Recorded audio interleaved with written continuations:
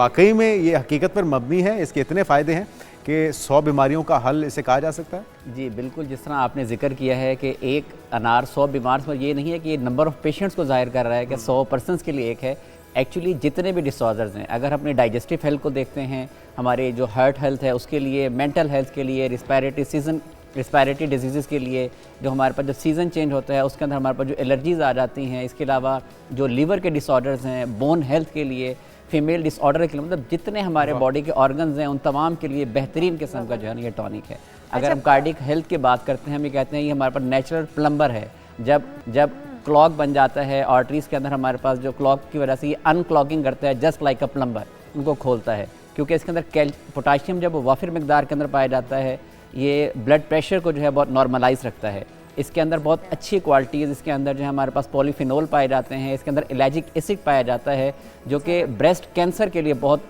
कमाल का रिजल्ट रखता है। अच्छा हसीब, लेकिन इनका तरीका इस्तेमाल हर चीज़ के लिए, हर फ़ायदे के लिए मुख्तलिफ होगा यकीनन, क्योंकि अनार को हम तो सिर्फ ये समझते हैं कि अनार को खा लिया या फिर जूस बनाकर पी लिया।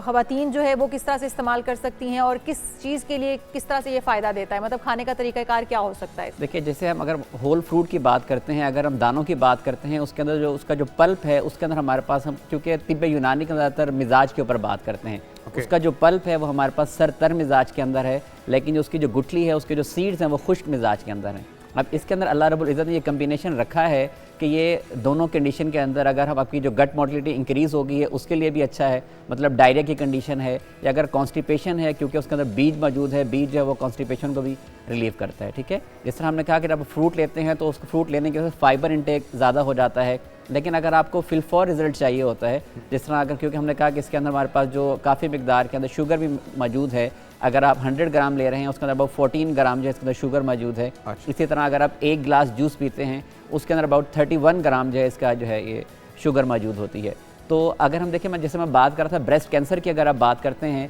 ब्रेस्ट कैंसर के लिए, या मेल्स के अंदर जो प्रोस्टेट का कैंसर है बहुत कॉमन है हमारी सोसाइटी के अंदर, उन दोनों के अंदर इसका जो जूस का रिजल्ट है बहुत कमाल का है। मतलब 8 ऑन्स 1 ग्लास 240 ml बनता है 1 गिलास डेली, अगर उसको about 3 to 4 month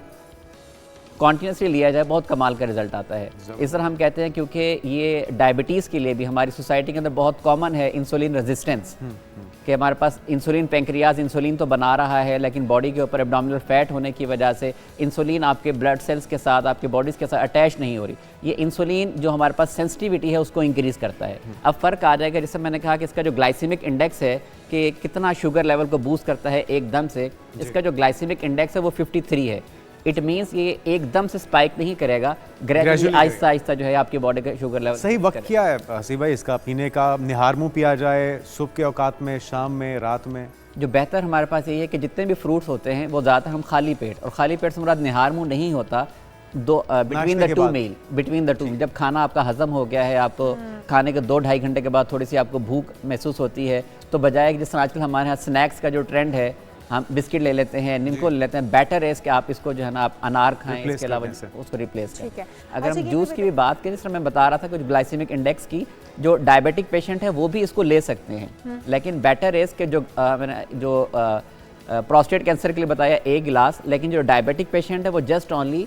30 to 60 ml, क्योंकि इसके अंदर शुगर भी मौजूद है, वो क्वांटिटी को ज़रा फोकस करना है। वो भी अगर 1 गिलास पीना स्टार्ट करेंगे, हाफ गिलास या लेस देन 1/4 गिलास इतना पियेंगे तो उसके बहुत ज़्यादा बेनिफिट आए। ठीक है। अच्छा हसीब, अब ये भी बताइएगा हमें, हामला ख़वातीन जो हैं वो इससे किस तरह से बेनिफिट्स ले सकती हैं? क्या पल्प के साथ ही उसको अगर इंटेक उसका करें, मतलब खाना उसको ज़्यादा बेहतर रहेगा उनके लिए, या फिर क्योंकि इसके सीड्स ना बड़े हार्ड होते हैं, वो चबाए तो नहीं जाते हैं ईजीली, या फिर उसका जूस का इंटेक ज़्यादा बेहतर रहेगा? किस तरह से वो फ़ायदा ले सकती हैं और किस मंथ से लेना ये ठीक रहेगा? अनार की एक टाइप आती है, उसे हम पदाना कहते हैं।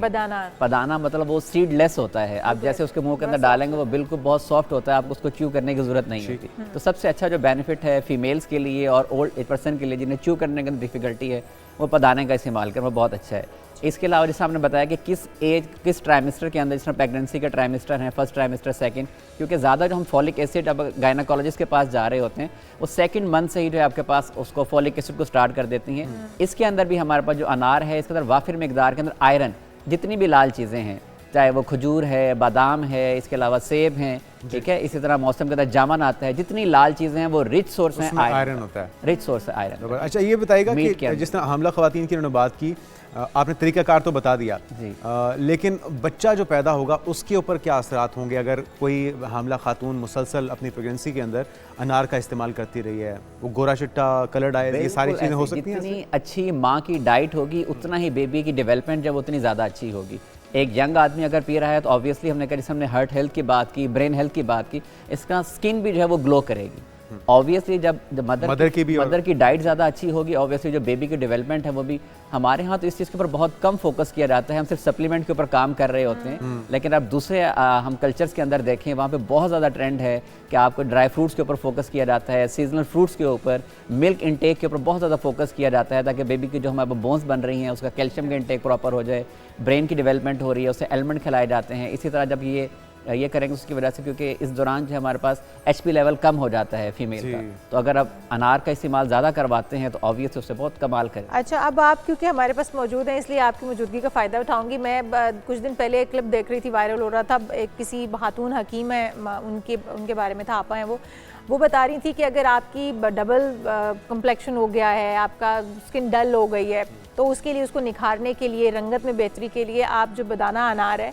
या बेदाना अनार के मेरे ख्याल में वो जिक्र कर रही थी, उसको आप ला के, तो आप दूध के अंदर छिलकों समेत आप उसको धो के और काट के दूध के अंदर ग्लास में डिप करके रख दें, रात पूरी उसको सोक रहने दें, और उसके बाद आपने सुबह उसको ब्लेंड करना है विद छिलका और उसको आपने स्टेन करके पी लेना है। और आप ये हफ्ता 10 दिन के बाद आप देखिएगा आपको रिजल्ट अपनी स्किन के अंदर निखार, और जो डबल कम्प्लेक्शन हो चुकी है उसके अंदर आपको निखार महसूस होना शुरू हो जाएगा। तो इसमें कितनी सदाकत है और तरीक़ाकार क्या यही है, जो क्योंकि वो भी हकीमा है, आप भी हकीम है, तो मैं इसलिए जानना चाहूँगी आपसे। ये बिल्कुल देखें, जिस तरह हम सिर्फ अभी अनार के फ़ायदों के ऊपर बात कर रहे थे, अगर हम अनार के छिलके के ऊपर बात करें, इसके कमाल के बेतहाशा रिजल्ट। अच्छा, बहुत ज़्यादा हमारे पास प्री क्लिनिकल, बिल्कुल अभी हम ये नहीं कह सकते आप कैंसर की ट्रीटमेंट ना करवाएं, अनार के छिलका लेना स्टार्ट कर दें, लेकिन इसके रिजल्ट हमारे पास मौजूद हैं कि हमारे पास जो इसकी जो छिलका है उसका एक्सट्रैक्ट निकाला जाता है, होता है या हमारे पास एक्वस होता है या फिर अल्कोहलिक एक्सट्रैक्ट निकाल के उससे हम जब देते हैं उससे बहुत कमाल का रिजल्ट आता है। इस तरह मैंने आपको अनार की बात की कि अनार पीने से आपकी स्किन ऐसी है just like the Hollywood skin, shiny होगी। तो इसी तरह जो अनार का छिलका है, बट इस पर केयर ज़रूर करने की ज़रूरत है, क्योंकि हमारे यहाँ पेस्टिसाइड का बहुत ज़्यादा इस्तेमाल है, केमिकल का बहुत ज़्यादा इस्तेमाल है, कि घर में कोई भी फल लेके आएँ, सब्ज़ी लेके आएँ, पहले थोड़ी देर उसे पानी के अंदर, सिरके के अंदर डिप करके रखें ताकि उसके जो केमिकल का असर है वो ख़त्म हो जाए। उसके बाद जिस तरह उन्होंने बताया वापस उसे इस्तेमाल करें, इंशाल्लाह ज़बरदस्त रिजल्ट, बहुत कमाल करें। और ये भी बताएगा सी भाई कि 2 तरह के अनार होते हैं, एक लाल होता है और एक सफ़ेद होता है। लाल थोड़ा तुर्श होता है निस्बतन, जी हाँ बिल्कुल, और सफ़ेद वाला अनार थोड़ा सा मीठा होता है। तो बेहतर क्या है, ज़्यादा फ़ायदेमंद किसकी है, और दोनों को जूस की सूरत में या उसको मतलब उसका फ़ायदा हासिल करने के लिए किस तरह से इस्तेमाल किया जाए? जो